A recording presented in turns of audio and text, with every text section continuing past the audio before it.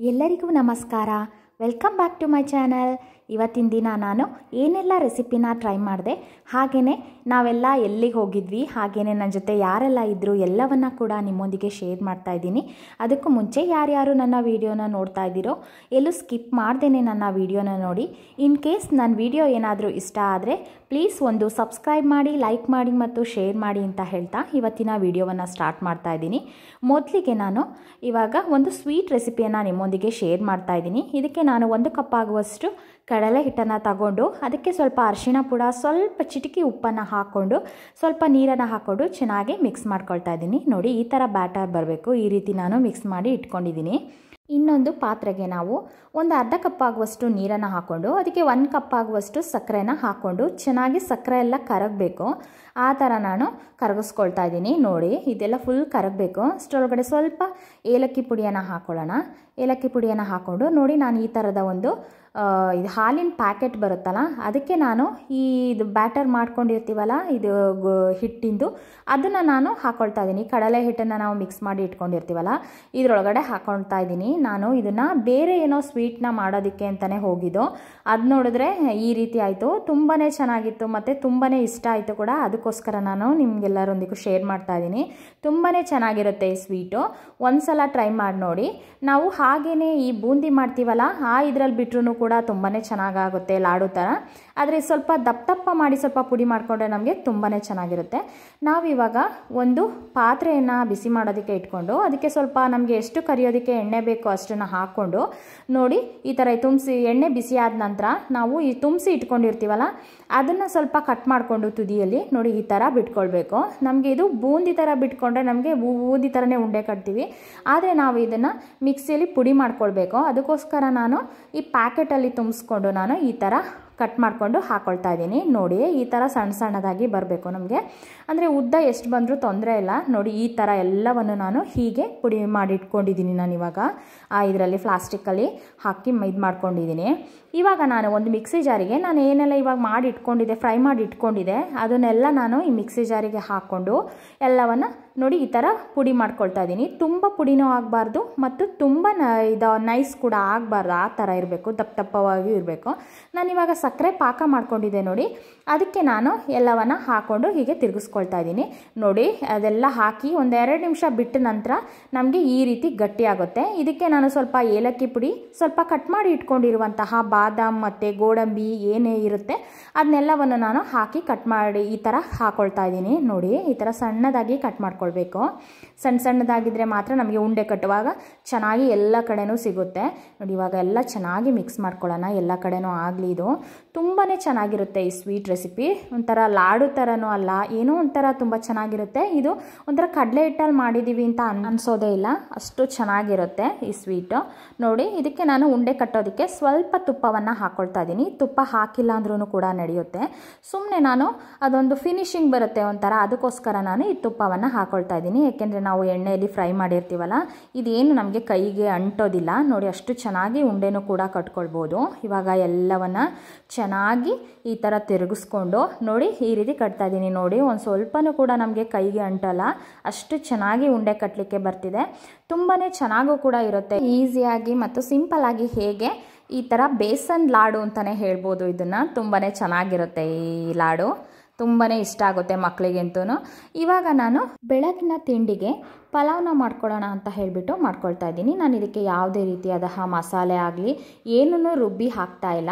ತುಂಬಾ ಈಸಿಯಾಗಿ ಮತ್ತು ತುಂಬಾ ಸಿಂಪಲ್ಲಾಗಿ ಹೇಗೆ ಪಲಾವ್ನ ಮಾಡ್ಕೊಳ್ಳೋದು ಅಂತ ಹೇಳಿಬಿಟ್ಟು ನೋಡ್ಕೊಂಡು ಬರೋಣ. ಇದು ಬ್ಯಾಚುಲರ್ಸ್ಗಳಿಗೆಲ್ಲ ತುಂಬಾ ಈಸಿ ಆಗುತ್ತೆ ಅಂತಲೇ ಹೇಳ್ಬೋದು. ಅವರಿಗಾದರೆ ಈ ಮಸಾಲೆ ರುಬ್ಬಬೇಕು, ಅದನ್ನು ಹಾಕಬೇಕು, ಇದನ್ನು ಹಾಕಬೇಕು ಅನ್ನೋ ಇದೇ ಇರೋದಿಲ್ಲ. ನೋಡಿ, ಹಾಗೆಯೇ ಒಂದು ಪೌಡರ್ಗಳನ್ನ ಹಾಕ್ಕೊಂಡು ನಮ್ಮ ಮನೆಯಲ್ಲಿ ಯಾವ ತರಕಾರಿಗಳಿರುತ್ತೆ ಆ ತರಕಾರಿಯನ್ನೇ ಹಾಕ್ಕೊಂಡು ಸಿಂಪಲ್ಲಾಗಿ ಹೇಗೆ ಈ ವೆಜ್ ಪಲಾವ್ನ ಮಾಡೋದು ಅಂತ ಹೇಳಿಬಿಟ್ಟು ನೋಡ್ಕೊಂಡು ಬರೋಣ. ನಾನು ಅದಕ್ಕೆ ಚಿಕ್ಕದಾಗಿ ಈರುಳ್ಳಿಯನ್ನು ಕಟ್ ಮಾಡಿ ಇಟ್ಕೊಂಡಿದ್ದೀನಿ. ನಾನಿವಾಗ ಈ ಪಲಾವ್ ಮಾಡೋದಕ್ಕೆ ಒಂದು ಕುಕ್ಕರ್ ಪಾತ್ರೆನ ತಗೊಂಡು ಅದಕ್ಕೆ ಸ್ವಲ್ಪ ಎಣ್ಣೆಯನ್ನು ನಾನು ಬಿಸಿ ಮಾಡೋದಕ್ಕೆ ಇಟ್ಕೊಂಡಿದ್ದೆ. ಅದಕ್ಕೆ ನಾನಿವಾಗ ಈರುಳ್ಳಿಯನ್ನು ಹಾಕ್ಕೊಳ್ತಾ ಇದ್ದೀನಿ. ಕಟ್ ಮಾಡಿ ಇಟ್ಕೊಂಡಿರುವಂತಹ ಈರುಳ್ಳಿಯನ್ನು, ಒಂದು ಪಲಾವ್ ಎಲೆಯನ್ನು ಹಾಕ್ಕೊಳ್ತಾ ಇದ್ದೀನಿ ನಾನು. ಇದಕ್ಕೆ ಒಂದು 2 ಮರಾಠಿ ಮೊಗ್ಗು ಅಥವಾ ಅನಾನಸ್ ಹೂ ಅಂತ ಬರುತ್ತಲ್ಲ ಅದನ್ನು ಒಂದೊಂದೇ ಹಾಕ್ಕೊಳ್ತಾ ಇದ್ದೀನಿ. ಇದಕ್ಕೆ ತುಂಬ ಜಾಸ್ತಿ ಮಸಾಲೆನೂ ಹಾಕಬೇಕು ಅಂತಿಲ್ಲ, ಇದ್ದರೆ ಹಾಕ್ಕೊಳ್ಬೋದು. ಇಲ್ಲಾಂದರೆ ಚಕ್ಕೆ ಲವಂಗ ಈ ಥರ ಬರುತ್ತಲ್ಲ ಇದನ್ನು ಹಾಕ್ಕೊಂಡ್ರೂ ಕೂಡ ಸಾಕಾಗುತ್ತೆ.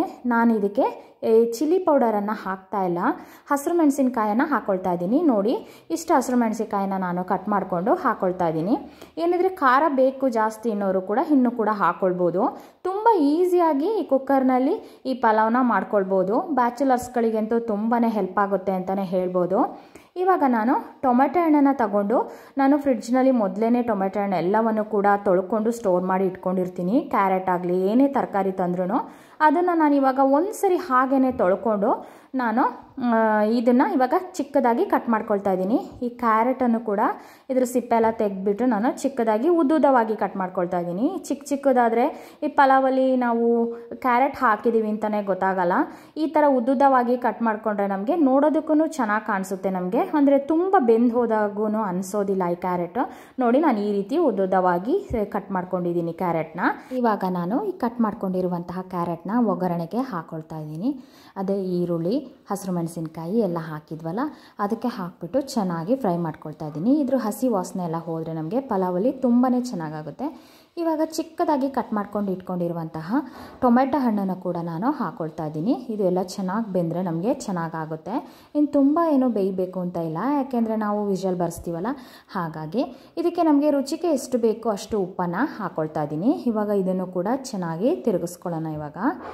ಇವಾಗ ನಾನು ಹಸಿ ಬಟಾಣಿಯನ್ನು ನಾನು ಬಿಡಿಸ್ಕೊಂಡು ಇಟ್ಕೊಂಡಿದ್ದೆ, ಅದನ್ನು ಕೂಡ ಹಾಕ್ಕೊಳ್ತಾ ಇದ್ದೀನಿ ಒಗ್ಗರಣೆಗೆ. ನೋಡಿ ಯಾಕೆಂದರೆ ಹಸಿ ಬಟಾಣಿ ಬೇಗ ಬೆಂದು ಹೋಗುತ್ತೆ, ಅದಕ್ಕೆ ನಾನು ಇದನ್ನು ಕೊನೆಯಲ್ಲಿ ಹಾಕ್ಕೊಳ್ತಾ ಇದ್ದೀನಿ. ನೋಡಿ ಇಷ್ಟು ಹಸಿರು ಬಟಾಣಿಯನ್ನು ಹಾಕ್ಕೊಳ್ತಾ ಇದ್ದೀನಿ. ಇದ್ದರೆ ಹಾಕ್ಕೊಳ್ಬೋದು, ಇಲ್ಲ ಅಂದ್ರೂ ಕೂಡ ನಾವು ಆಲೂಗೆಡ್ಡೆ ಆಗಲಿ ಬೀನ್ಸ್ ಆಗಲಿ ಯಾವುದೇ ರೀತಿ ತರಕಾರಿ ಇರುತ್ತೆ ಮನೆಯಲ್ಲೇ ಆ ರೀತಿ ತರಕಾರಿಗಳನ್ನ ನಾವು ಹಾಕ್ಕೊಳ್ಬೋದು. ಆದರೂ ಅವರೆಕಾಳು ಸೀಸನ್ ಇರೋದ್ರಿಂದ ಇವಾಗ ಅವರೆಕಾಳನ್ನ ಕೂಡ ಹಾಕ್ಕೊಂಡ್ರೂ ತುಂಬಾ ಚೆನ್ನಾಗಿರುತ್ತೆ. ಈ ಅವರೆಕಾಳಿಂದ ಏನು ಮಾಡಿದ್ರೂ ಕೂಡ ತುಂಬ ಚೆನ್ನಾಗಿರುತ್ತೆ. ಅದು ಈ ಸೀಸನ್ನಲ್ಲಿ ನಮಗೆ ಎಲ್ಲ ಅವರೆಕಾಳು ಉಪ್ಪಿಟ್ಟಾಗಿರ್ಬೋದು, ರೊಟ್ಟಿ ಆಗಿರ್ಬೋದು, ಏನು ಮಾಡಿದ್ರೂ ಕೂಡ ತುಂಬಾ ಚೆನ್ನಾಗಿರುತ್ತೆ. ನೋಡಿ ಇವಾಗ ನಾನು ಶುಂಠಿ ಬೆಳ್ಳುಳ್ಳಿ ಪೇಸ್ಟ್ ಸ್ವಲ್ಪ ಖಾಲಿ ಆಗಿತ್ತು, ನಾನು ಮನೆಯಲ್ಲೇ ಮಾಡ್ಕೊಳ್ಳೋದ್ರಿಂದ ನಾನು ಮಾಡಿಕೊಂಡು ಒಂದು 2 ದಿನಕ್ಕೆ ಆಗೋಷ್ಟು ನಾನು ಶುಂಠಿ ಬೆಳ್ಳುಳ್ಳಿ ಪೇಸ್ಟನ್ನು ಮಾಡಿ ಇಟ್ಕೊಂಡು ಬಿಡ್ತೀನಿ. ಇದಕ್ಕೆ ನಾನು ಇವಾಗ ಮಿಕ್ಸಿಯಲ್ಲಿ ಆಡಿಸ್ಕೊಂಡು ಬರ್ತೀನಿ. ನೋಡಿ ಈ ಥರ ಆಗುತ್ತೆ. ಇದನ್ನು ನಾನು ಒಂದು ಬಾಕ್ಸ್ ಒಳಗಡೆ ಹಾಕ್ಕೊಂಡು ಫ್ರಿಡ್ಜ್ನಲ್ಲಿ ಇಟ್ಕೊಂಡಿರ್ತೀನಿ. ನೋಡಿ ಇವಾಗ ಅದನ್ನೇ 1 ಸ್ಪೂನ್ ಆಗುವಷ್ಟು ನಾನು ಹಾಕ್ಕೊಳ್ತಾ ಇದ್ದೀನಿ. ಇದಕ್ಕೆ ಒಂದೂವರೆ ಸ್ಪೂನ್ ಆಗುವಷ್ಟು ಹಾಕ್ಕೊಂಡ್ರೆ ಸಾಕಾಗುತ್ತೆ. ಶುಂಠಿ ಬೆಳ್ಳುಳ್ಳಿ ಪೇಸ್ಟನ್ನು ಹಾಕ್ಕೊಂಡ ನಂತರ ಚೆನ್ನಾಗಿ ಫ್ರೈ ಮಾಡ್ಕೊಳ್ಳೋಣ ಇವಾಗ. ಯಾಕೆಂದರೆ ಶುಂಠಿ ಬೆಳ್ಳುಳ್ಳಿ ಪೇಸ್ಟ್ ಎಲ್ಲ ಚೆನ್ನಾಗಿ ಫ್ರೈ ಆದರೆ ನಮಗೆ ಚೆನ್ನಾಗಿ ಅದರ ಸ್ಮೆಲ್ ಕೂಡ ಚೆನ್ನಾಗಿ ಬರುತ್ತೆ ಪಲಾವಲ್ಲಿ. ಇಲ್ಲಾಂದರೆ ಹಸಿಯಾಗಿ ನಾವು ಹಾಗೇ ಹಾಕಿಬಿಟ್ರೆ ನಮಗೆ ಅಷ್ಟೊಂದು ಚೆನ್ನಾಗಿ ಬರಲ್ಲ. ನಾನು ಯಾವಾಗಲೂ ಸ್ವಲ್ಪ ಫ್ರೈ ಮಾಡ್ಕೊಂಡು ನಂತರನೇ ಆಮೇಲೆ ನಾನು ಅಕ್ಕಿ ಎಲ್ಲ ಹಾಕ್ಕೊಳ್ಳೋದು. ನೋಡಿ ಇವಾಗ ನಾನು ಅಕ್ಕಿಯನ್ನು ತೊಳೆದ್ಬಿಟ್ಟು ಇಟ್ಕೊಂಡಿದ್ದೆ. ನಾನು ಬುಲೆಟ್ ರೈಸ್ನ ಹಾಕಿ ನಾನು ಈ ಪಲಾವ್ನ ಮಾಡ್ತಾಯಿದ್ದೀನಿ. ನಾನು ಲಾಂಗ್ ರೈಸ್ ಏನೂ ಯೂಸ್ ಮಾಡ್ತಾ ಇಲ್ಲ. ನೋಡಿ ಇದರಲ್ಲೇ ತುಂಬಾ ಚೆನ್ನಾಗಾಗುತ್ತೆ ಈ ಬುಲೆಟ್ ರೈಸಲ್ಲಿ, ಈ ಪಲಾವ್ ವೆಜ್ ಪಲಾವಿಗೆಲ್ಲ. ನೋಡಿ ಇದನ್ನು ಹಾಕ್ಕೊಂಡು ನಾನು ಇದಕ್ಕೆ ಸ್ವಲ್ಪ ನೀರನ್ನು ಹಾಕ್ಕೊಳ್ತಾ ಇದ್ದೀನಿ. ನೋಡಿ ಇವಾಗ ನಾವು ಬೇಕಿದ್ರೆ ಉಪ್ಪು ಏನಾದರೂ ಕಡಿಮೆ ಇದ್ದರೆ ನಾವು ನೋಡಿಬಿಟ್ಟು ಉಪ್ಪನ್ನು ಕೂಡ ಹಾಕ್ಕೊಳ್ಬೋದು, ಯಾಕೆಂದರೆ ಸ್ಟಾರ್ಟಿಂಗಲ್ಲಿ ಹಾಕಿರ್ತೀವಲ್ಲ. ಇವಾಗ ನಾನು ಇದಕ್ಕೆ ಸ್ವಲ್ಪ ಮಸಾಲೆ ಪುಡಿಯನ್ನು ನಾನು ಹಾಕ್ಕೊಳ್ತಾ ಇದ್ದೀನಿ, ಅಂದರೆ ಸಾಂಬಾರು ಪುಡಿಯನ್ನು ಹಾಕ್ಕೊಳ್ತಾ ಇದ್ದೀನಿ. ಇನ್ನು ಬೇರೆ ಯಾವುದೇ ರೀತಿಯಾದ ಸಾಂಬಾರು ಪುಡಿ ನಾನು ಹಾಕ್ಕೊಳ್ತಾ ಇಲ್ಲ. ಇವಾಗ ಕೊನೆಯಲ್ಲಿ ನಾನು ಸ್ವಲ್ಪ ಕಟ್ ಮಾಡಿ ಇಟ್ಕೊಂಡಿರುವ ಕೊತ್ತಂಬರಿ ಸೊಪ್ಪನ್ನು ಹಾಕ್ಕೊಂಡು ಚೆನ್ನಾಗಿ ಲಾಸ್ಟಾಗಿ ತಿರುಗಿಸ್ಕೊಳ್ತಾ ಇದ್ದೀನಿ. ಯಾಕೆಂದರೆ ಎಲ್ಲ ಕಡೆಗೂ ಹಿಡಿಬೇಕಲ್ಲ, ಹಾಗಾಗಿ ಉಪ್ಪು ಏನಾರು ಇದ್ದರೆ ಇವಾಗ ನಾವು ಹಾಕ್ಕೊಳ್ಬೋದು. ಯಾಕೆಂದರೆ ನಾನು ಹಸಿರು ಮೆಣಸಿನ್ಕಾಯಿ ಹಾಕಿದ್ದೀನಲ್ಲ, ಅದಕ್ಕೋಸ್ಕರ ನಾನು ಚಿಲ್ಲಿ ಪೌಡರ್ ಏನು ಹಾಕ್ಕೊಳ್ತಾ ಇಲ್ಲ. ಈ ವೆಜ್ ಪಲಾವಿಗೆ ನಾವು ಯಾವುದೇ ರೀತಿ ಮಸಾಲೆಯನ್ನು ರುಬ್ದೇನೂ ಕೂಡ ತುಂಬಾ ಈಸಿಯಾಗಿ ಮತ್ತು ತುಂಬಾ ಟೇಸ್ಟಾಗಿ ಮಾಡ್ಕೊಳ್ಬೋದು. ತುಂಬಾ ಚೆನ್ನಾಗಿರುತ್ತೆ ಕೂಡ ಇದು. ಈ ಕುಕ್ಕರ್ ಸೈಡನ್ನೆಲ್ಲ ಒರೆಸ್ಬಿಟ್ಟು ಹಾಕ್ಕೊಳ್ಬೇಕು, ಇಲ್ಲಾಂದರೆ ಸ್ವಲ್ಪ ಅಕ್ಕಿ ಏನಾದರೂ ತರಕಾರಿ ಏನಾದರೂ ಇದು ಮಾಡ್ಕೊಂಡು ಸಿಕ್ಕಾಕೊಂಡಿದ್ರೂ ಕೂಡ ಅದು ವಿಷಲ್ ಬರಲ್ಲ, ಲೀಕ್ ಆಗೋಕ್ಕೆ ಸ್ಟಾರ್ಟ್ ಆಗುತ್ತೆ. ಅದಕ್ಕೋಸ್ಕರ ಎಲ್ಲ ಒರೆಸ್ಕೊಂಡು ಹಾಕ್ಕೊಂಡ್ರೆ ನಮಗೆ ಚೆನ್ನಾಗಿರುತ್ತೆ. ನೋಡಿ ಈ ಥರ ಈ ಒಂದು ಮೊಸರು ಗೊಜ್ಜನ್ನ ಮಾಡಿಕೊಂಡ್ರೆ ಈ ವೆಜ್ ಪಲಾವ್ಗೆ ತುಂಬಾ ಚೆನ್ನಾಗಿರುತ್ತೆ. ಯಾರು ಬೇಕಿದ್ರೂ ಕೂಡ ತುಂಬ ಈಸಿಯಾಗಿ ಮತ್ತು ತುಂಬ ಸಿಂಪಲಾಗಿ ಮಾಡ್ಕೊಳ್ಬೋದು. ಇವಾಗ ನಾನು ಮಧ್ಯಾಹ್ನಕ್ಕೆ ಒಂದು ಸ್ವಲ್ಪ ತರಕಾರಿ ಸಾಂಬಾರನ್ನು ಮಾಡ್ಕೊಳ್ಳೋಣ ಅಂತ ಹೇಳಿಬಿಟ್ಟು, ಅಂದರೆ ಈ ಗೆಡ್ಡೆ ಕೋಸು ಬರುತ್ತಲ್ಲ, ನವಿಲು ಕೋಸು ಅಂತ ಹೇಳ್ತಾರಲ್ಲ, ನೋಡಿ ಇದನ್ನು ನಾನು ಕಟ್ ಮಾಡಿಕೊಂಡು ಇವಾಗ ಸಾಂಬಾರು ಮಾಡ್ಕೊಳ್ತಾ ಇದ್ದೀನಿ. ಇದನ್ನು ಕೂಡ ಅಷ್ಟೇ ನಾನು ಎಲ್ಲ ತೊಳೆದ್ಬಿಟ್ಟು ಫ್ರಿಡ್ಜ್ನಲ್ಲಿ ಸ್ಟೋರ್ ಮಾಡಿ ಇಟ್ಕೊಂಡಿರ್ತೀನಿ ಬಾಕ್ಸಲ್ಲಿ ಹಾಕಿ. ಅದನ್ನು ಕೂಡ ಒಂದು ಸರಿ ತೊಳ್ಕೊಂಡು ಆ ಸಿಪ್ಪೆ ಎಲ್ಲ ನಾನು ಈ ಥರ ತೆಕ್ಕೊಳ್ತಾ ಇದ್ದೀನಿ ನೋಡಿ.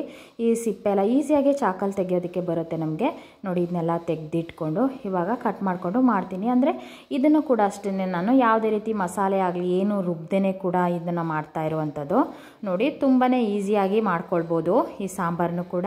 ನಮಗೇನಾದರೂ ಅರ್ಜೆಂಟಲ್ಲಿ ಇದ್ದರೆ, ನಾವು ಎಲ್ಲಾದರೂ ಹೊರಗಡೆ ಹೋಗಬೇಕು ಅಂತ ಏನಾದ್ರು ಇದ್ದರೆ ನಾವು ಈ ಸಾಂಬಾರನ್ನ ತುಂಬ ಈಸಿಯಾಗಿ ಮಾಡ್ಕೊಳ್ಬೋದು. ತುಂಬಾ ಚೆನ್ನಾಗಿರುತ್ತೆ ಈ ಸಾಂಬಾರು, ತುಂಬ ಬೇಗ ಕೂಡ ಮಾಡ್ಕೊಳ್ಬೋದು.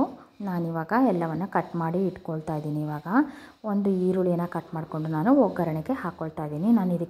ಇದಕ್ಕೆ ನಾನು ಯಾವುದೇ ರೀತಿಯಾದ ತೆಂಗಿನಕಾಯಿ ತುರಿ ಅಥವಾ ಏನನ್ನು ಕೂಡ ನಾನು ಮಸಾಲೆ ರುಬ್ಬೋದಕ್ಕೆ ನಾನು ಹಾಕ್ಕೊಳ್ತಾ ಇಲ್ಲ. ಇದನ್ನು ಹಾಗೇ ನಾನು ಪುಡಿ ಮಸಾಲೆಗಳನ್ನೆಲ್ಲ ಹಾಕಿ ಮಾಡುವಂಥದ್ದು. ನಾನೀಗ ಒಂದು ಈರುಳ್ಳಿಯನ್ನು ಕಟ್ ಮಾಡಿಕೊಂಡು ಇದನ್ನು ನಾನು ಒಗ್ಗರಣೆಗೆ ಹಾಕ್ಕೊಳ್ತಾ ಇದ್ದೀನಿ. ನಾನು ಇದನ್ನೆಲ್ಲ ಇಲ್ಲೇ ಕಟ್ ಮಾಡ್ಕೊಂಡಿರೋದನ್ನೆಲ್ಲ ಕ್ಲೀನ್ ಮಾಡಿಕೊಂಡು ಆ ನಂತರ ನಾನು ಬೇರೆ ಕೆಲಸಗಳನ್ನ ಮಾಡ್ಕೊಳ್ತೀನಿ. ಯಾಕೆಂದರೆ ಒಂದು ಕೆಲಸ ಅಲ್ಲೇ ಬಾಕಿ ಆದರೆ ಮತ್ತೆ ಪುನಃ ಹಾಗೇ ಬಾಕಿ ಆಗಿಬಿಡುತ್ತೆ. ಅದಕ್ಕೋಸ್ಕರ ಈ ಕೆಲಸಗಳನ್ನೆಲ್ಲ ಮುಗಿಸ್ಕೊಂಡು ನಂತರನೇ ನಾನು ಬೇರೆ ಕೆಲಸಗಳನ್ನೆಲ್ಲ ಮಾಡ್ಕೊಳ್ತೀನಿ ನೋಡಿ. ಇವಾಗ ನಾನು ಒಂದು ಕುಕ್ಕರ್ ಪಾತ್ರೆಯನ್ನು ಇಟ್ಕೊಳ್ತೀನಿ. ನಾನಿವಾಗ ಸ್ಟವ್ ಮೇಲೆ ಈ ಕುಕ್ಕರ್ ಪಾತ್ರೆಗೆ ಸ್ವಲ್ಪ ಎಣ್ಣೆಯನ್ನು ಹಾಕ್ಕೊಳ್ತಾ ಇದ್ದೀನಿ ನೋಡಿ. ನಮ್ಗೆ ಸ್ವಲ್ಪ 1-2 ಟೇಬಲ್ ಸ್ಪೂನ್ ಆಗುವಷ್ಟು ಎಣ್ಣೆನ ಹಾಕ್ಕೊಂಡು ಎಣ್ಣೆ ಬಿಸಿಯಾದ ನಂತರ ನಾನು ಇದಕ್ಕೆ ಸಾಸಿವೆಯನ್ನು ಹಾಕ್ಕೊಳ್ತಾ ಇದ್ದೀನಿ. ಸಾಸಿವೆ ಎಲ್ಲ ಸಿಡಿದಾದ ನಂತರ ನಾನು ಇದಕ್ಕೆ ಈ ಕಟ್ ಮಾಡಿಕೊಂಡು ಇಟ್ಕೊಂಡಿರುವಂತಹ ಈರುಳ್ಳಿಯನ್ನು ಹಾಕ್ಕೊಳ್ತಾ ಇದ್ದೀನಿ. ಚಿಕ್ಕದಾಗಿ ಕಟ್ ಮಾಡ್ಕೊಂಡಿರುವಂತಹ ಈರುಳ್ಳಿಯನ್ನು ಹಾಕ್ಕೊಂಡು ಚೆನ್ನಾಗಿ ಫ್ರೈ ಮಾಡ್ಕೊಳ್ಬೇಕು ನಾವು. ಈರುಳ್ಳಿ ಎಲ್ಲ ಚೆನ್ನಾಗಿ ಫ್ರೈ ಆದ ನಂತರನೇ ನಾನು ಇದಕ್ಕೆ ಈ ಕಟ್ ಮಾಡಿ ಇಟ್ಕೊಂಡಿರುವ ಗೆಡ್ಡೆಕೋಸು ಅಥವಾ ನವಿಲುಕೋಸು ಮತ್ತು ಟೊಮೆಟೊ ಹಣ್ಣು ಎರಡನ್ನೂ ಕಟ್ ಮಾಡಿ ಇಟ್ಕೊಂಡಿದ್ನಲ್ಲ ಅದನ್ನು ಹಾಕ್ತಾ ಇದ್ದೀನಿ. ಈ ತರಕಾರಿ ಎಲ್ಲ ನಮಗೆ ಎಣ್ಣೆಯಲ್ಲಿ ಇವಾಗ ಒಗ್ಗರಣೆಗೆ ಹಾಕ್ಕೊಳ್ತೀವಲ್ಲ ಆವಾಗ ಚೆನ್ನಾಗಿ ಫ್ರೈ ಮಾಡಿಕೊಂಡ್ರೆ ನಮಗೆ ಸಾಂಬಾರು ತುಂಬಾ ಚೆನ್ನಾಗಿ ಬರುತ್ತೆ ನೋಡಿ. ಈ ಥರ ಒಂದು 10 ನಿಮಿಷ ನಾವು ಇದನ್ನು ಚೆನ್ನಾಗಿ ಫ್ರೈ ಮಾಡ್ಕೊಳ್ಬೇಕು. ಫ್ರೈ ಮಾಡ್ಕೊಂಡು ಆದ ನಂತರ ನಾನು ಇದಕ್ಕೆ ಸ್ವಲ್ಪ ರುಚಿಗೆ ತಕ್ಕಷ್ಟು ಉಪ್ಪನ್ನು ಹಾಕ್ಕೊಳ್ತಾ ಇದ್ದೀನಿ. ನೋಡಿಬಿಟ್ಟು ಉಪ್ಪು ಎಷ್ಟು ಬೇಕು ಅಷ್ಟನ್ನು ಹಾಕ್ಕೊಳ್ಬೇಕು ನೋಡಿ. ಇದಕ್ಕೆ ನಾನು ಬೇಳೆನ ನೆನೆಸ್ಬಿಟ್ಟು ಇಟ್ಕೊಂಡಿದ್ದೆ ತೊಳೆದು, ಅದನ್ನು ಕೂಡ ಹಾಕ್ಕೊಳ್ತಾ ಇದ್ದೀನಿ ನಾನು ಇದಕ್ಕೆ. ಈಗ ಕೊತ್ತಂಬರಿ ಸೊಪ್ಪನ್ನು ಹಾಕ್ಕೊಳ್ತಾ ಇದ್ದೀನಿ. ಚಿಕ್ಕದಾಗಿ ಕಟ್ ಮಾಡಿ ಇಟ್ಕೊಂಡಿರುವಂತಹ ಕೊತ್ತಂಬರಿ ಸೊಪ್ಪನ್ನು ಕೂಡ ನಾನು ಇದಕ್ಕೆ ಹಾಕ್ಕೊಳ್ತಾ ಇದ್ದೀನಿ. ಇವಾಗ ನಾನು ಕರಿಬೇವಿನ ಸೊಪ್ಪನ್ನು ಕೂಡ ಹಾಕ್ಕೊಳ್ತಾ ಇದ್ದೀನಿ. ನಾನು ಇದನ್ನು ಒಗ್ಗರಣೆಯಲ್ಲಿ ಹಾಕ್ಕೊಂಡಿರಲಿಲ್ಲ, ಅದಕ್ಕೋಸ್ಕರ ನಾನು ಇವಾಗ ಹಾಕ್ಕೊಳ್ತಾ ಇದ್ದೀನಿ. ಇವಾಗ ಎಲ್ಲ ಚೆನ್ನಾಗಿ ತಿರುಗಿಸ್ಕೊಳ್ಳೋಣ. ಇವಾಗ ನೋಡಿ ಒಂದೇ ಕಡೆ ಆಗಬಾರ್ದು, ಎಲ್ಲ ಕಡೆ ಚೆನ್ನಾಗಿ ತಿರುಗಿಸ್ಕೊಂಡ್ರೆ ಇವಾಗ ಸ್ವಲ್ಪ ಶುಂಠಿ ಬೆಳ್ಳುಳ್ಳಿ ಪೇಸ್ಟನ್ನು ಹಾಕ್ಕೊಳ್ತಾ ಇದ್ದೀನಿ. ಅಂದರೆ ನಾವು ಇದಕ್ಕೆ ಮಸಾಲೆ ರುಬ್ಬಲ್ವಲ್ಲ, ಅದಕ್ಕೋಸ್ಕರ ಶುಂಠಿ ಬೆಳ್ಳುಳ್ಳಿ ಪೇಸ್ಟ್ ಹಾಕದೇ ಇದ್ರೂ ಕೂಡ ನಡೆಯುತ್ತೆ. ಯಾರಿಗಿಷ್ಟ ಇಲ್ಲ ಅವರು ಹಾಕೊಳ್ಳೋದಿದ್ರೂ ನಡೆಯುತ್ತೆ. ಇವಾಗ ನಾನು ಸಾಂಬಾರು ಪುಡಿಯನ್ನು ಹಾಕ್ಕೊಳ್ತಾ ಇದ್ದೀನಿ. ಒಂದು 3 ಟೇಬಲ್ ಸ್ಪೂನ್ ಆಗುವಷ್ಟು ಸಾಂಬಾರು ಪುಡಿಯನ್ನು ನಾನು ಹಾಕ್ಕೊಂಡು ಚೆನ್ನಾಗಿ ತಿರುಗಿಸ್ಕೊಳ್ತಾ ಇದ್ದೀನಿ ಒಗ್ಗರಣೆಯಲ್ಲಿ ನೋಡಿ. ಇದು ಒಗ್ಗರಣೆಯಲ್ಲೇ ಚೆನ್ನಾಗಿ ನಮಗೆಲ್ಲ ಮಿಕ್ಸ್ ಆಗಿ ಬೆಂದರೆ ತುಂಬ ಚೆನ್ನಾಗಾಗುತ್ತೆ. ಇವಾಗ ನಮಗೆ ನೀರು ಎಷ್ಟು ಬೇಕೋ ಅಷ್ಟು ಹಾಕ್ಕೊಂಡು ನಾನು ಈ ತೆಂಗಿನಕಾಯಿ ತುರಿ ಇಟ್ಕೊಂಡಿದ್ನಲ್ಲ ತುರಿದ್ಬಿಟ್ಟು ಅದನ್ನು ಹಾಕ್ಕೊಳ್ತಾ ಇದ್ದೀನಿ. ನಾನು ಇದಕ್ಕೆ ಯಾವುದೇ ರೀತಿ ಇದು ಮಿಕ್ಸಿಯಲ್ಲಿ ನಾನು ರುಬ್ಕೊಳ್ತಾ ಇಲ್ಲ, ಹಾಗೇ ಹಾಕ್ಕೊಳ್ತಾ ಇದ್ದೀನಿ ನೋಡಿ. ಒಂದು ವಿಷಲ್ ಆಗಿದೆ. ಇವಾಗ ಒಂದು 5 ನಿಮಿಷ ನಮಗೆ ಕುದ್ರೆ ಸಾಕಾಗುತ್ತೆ. ತರಕಾರಿ ಏನು ತುಂಬ ಬೆಂದಿರಲ್ಲ. ನಮಗೆ ಬೇಳೆ ಎಲ್ಲ ಬೆಂದರೆ ನಮಗೆ ಸಾಂಬಾರು ಕೂಡ ರೆಡಿ ಆಯಿತು. ನಾವಿವಾಗ ರಾತ್ರಿ ಒಂದು ಫಂಕ್ಷನ್ಗೆ ಎಲ್ಲ ಹೊರಟ್ಕೊಂಡು ಮೈಸೂರಲ್ಲಿ ಕೋರ್ಟಿಯಾರ್ಡ್ ಟ್ರೀ ಅಂತ ಹೇಳಿಬಿಟ್ಟು ಆ ಒಂದು ಡಾಬಾಕ್ಕೆ ನಾವು ಹೋಗ್ತಾ ಇದ್ದೀವಿ. ಅಲ್ಲೆಲ್ಲ ಫಂಕ್ಷನ್ ತುಂಬ ಚೆನ್ನಾಗಿರುತ್ತೆ, ಒಂಥರ ರೆಸಾರ್ಟ್ ಥರನೇ ಇರುತ್ತೆ ನೋಡೋದಕ್ಕೆ. ನೋಡುತ್ತೋ ಎಲ್ಲ ಕೂತ್ಕೊಂಡು ಈ ಬರ್ತ್ಡೇ ಪಾರ್ಟಿ ಅಥವಾ ಏನಾದರೂ ಫಂಕ್ಷನ್ಗಳಿಗೆಲ್ಲ ಇದ್ದರೆ ತುಂಬಾ ಚೆನ್ನಾಗಿರುತ್ತೆ. ಇಲ್ಲಿ ಮಕ್ಕಳಿಗೆಲ್ಲ ಆಟ ಆಡೋದಕ್ಕಾಗಲಿ ಎಲ್ಲದಕ್ಕೂ ಕೂಡ ಈ ನೈಟ್ ತುಂಬಾ ಚೆನ್ನಾಗಿರುತ್ತೆ. ಅಲ್ಲಿಗೆ ನಾವು ಇವತ್ತು ರಾತ್ರಿ ಊಟಕ್ಕೆ ಅಂತ ಹೇಳಿಬಿಟ್ಟು ಎಲ್ಲರೂ ಹೋದ್ವಿ ನೋಡಿ. ಇವರೆಲ್ಲ ಇದ್ದಾರೆ, ನಮ್ಮ ಚಿಕ್ಕಮ್ಮ, ನಮ್ಮ ಸಿಸ್ಟರ್ಸ್ ಎಲ್ಲ ಇದ್ದಾರೆ ಇಲ್ಲೇ, ಅವ್ರ ಮಕ್ಕಳುಗಳು ಎಲ್ಲರೂ ಕೂಡ ಇದ್ದಾರೆ. ತುಂಬ ಫುಲ್ ಆಗಿತ್ತು ಇಲ್ಲಿ, ತುಂಬ ಜನ ಎಲ್ಲರೂ ಸೇರ್ಕೊಳ್ತಾರೆ ಇಲ್ಲಿ. ಅದು ವೀಕೆಂಡಲ್ಲಂತೂ ತುಂಬಾ ಜನ ಸೇರ್ಕೊಳ್ತಾರೆ ನೋಡಿ. ನಾವೆಲ್ಲ ಇಲ್ಲೇ ಊಟಕ್ಕೆ ಅಂತ ಬಂದಿದ್ವಿ ನೋಡಿ. ತುಂಬಾ ಚೆನ್ನಾಗಿದೆ ಇಲ್ಲಿ ಕೂತ್ಕೊಳ್ಳೋದಕ್ಕೆಲ್ಲ, ಟೈಮ್ ಸ್ಪೆಂಡ್ ಮಾಡೋದಕ್ಕೆ ಎಲ್ಲದಕ್ಕೂ ಅಷ್ಟೇ. ಇವ್ರು ನಮ್ಮ ಚಿಕ್ಕಮ್ಮ. ವೀಕೆಂಡ್ ಆದ್ದರಿಂದ ತುಂಬಾ ಜನ ಬಂದಿದ್ದರು, ಎಲ್ಲಿ ನೋಡಿದ್ರೂ ತುಂಬಾ ಜನ ಇದ್ದರು. ಆದ್ರೂ ಕೂಡ ಇಲ್ಲೊಂಥರ ಚೆನ್ನಾಗಿತ್ತು ಕೂತ್ಕೊಳ್ಳೋದಕ್ಕಾಗಲಿ ಹೊರಗಡೆ ಇರೋದಕ್ಕಾಗಲಿ ಎಲ್ಲ ಕೂಡ ಚೆನ್ನಾಗಿದ್ದಾರೆ ನೋಡಿ. ಇವರೆಲ್ಲ ನಮ್ಮ ಸಿಸ್ಟರ್ ಇವರು. ಇಲ್ಲಿ ನಮ್ಮ ಚಿಕ್ಕಮ್ಮ ಮತ್ತು ನಮ್ಮ ಸಿಸ್ಟರ್ಸ್ ಎಲ್ಲ ಇದ್ದರು. ಹಾಗೆಯೇ ನಾವು ಈಗ ಊಟ ಮುಗಿಸ್ಕೊಂಡು ಹೇಗೇ ಹೊರಗಡೆ ಕೂತ್ಕೊಳ್ಳೋಣ ಅಂತೇಳ್ಬಿಟ್ಟು ಅಲ್ಲಿ ಕೂತ್ಕೊಳ್ಳೋದಕ್ಕೆಲ್ಲ ತುಂಬಾ ಚೆನ್ನಾಗಿದೆ.